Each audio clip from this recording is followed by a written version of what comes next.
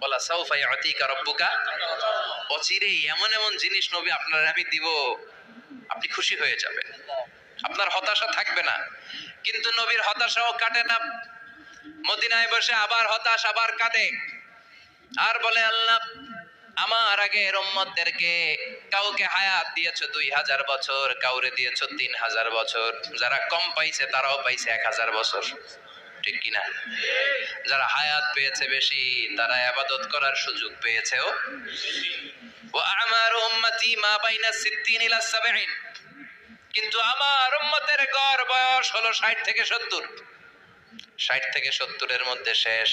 যারা বয়সী পেল 60-70 কি আর ইবাদত করবে? আগের উম্মতরে এত বছর বেশি দিলা কেন, আমার উম্মতরে কম দিলা কেন? বিশ্বনবীর টেনশন আছে না নাই? আবার হতাশ, আমার উম্মতের কি হবে? উম্মতি উম্মতি আজীবন কেঁদেছেন। আল্লাহু আকবার। বিশ্বনবী বললেন আমার উম্মতি মা বাইনা 60 ইলা 70, আমার উম্মতের গড় বয়স 60 থেকে 70 এর মধ্যে সব শেষ।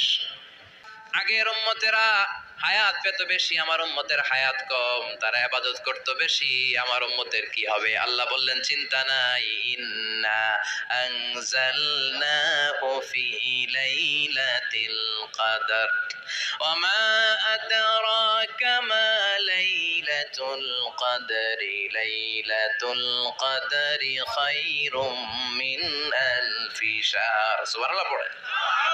ও নবী, ওদেরকে হায়াত বেশি দিছি, কদর দেই নাই। আপনার উম্মতদেরকে হায়াত কম দিছি, কিন্তু লাইলাতুল কদর দিয়েছি।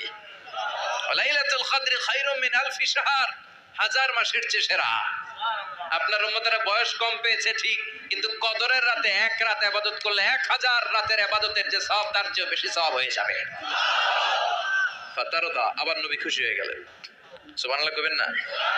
যেখানে নবীর মন খারাপ, নবীর মন ভালো করে দেয় কে?